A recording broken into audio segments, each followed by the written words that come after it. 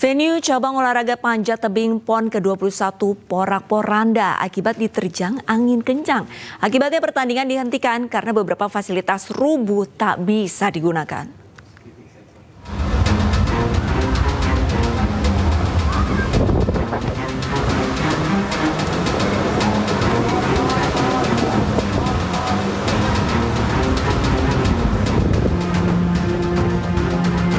Angin kencang dan hujan deras memporak-porandakan venue cabang olahraga panjat tebing PON 21 di Kompleks Stadion Harapan Bangsa, Banda Aceh.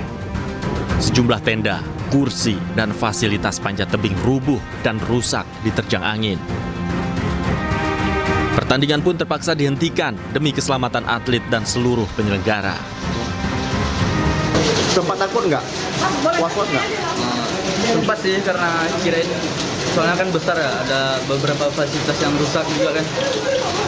Jadi takutnya bakal cedera atau kena hal-hal yang terbang gitu, barang-barang kena badai, Pak. Ya tadi tentunya kita sudah selesai babak kualifikasi, kemudian badai. Kita sementara juga tadi persiapan untuk nomor kualifikasi di tim putra maupun di boulder putri.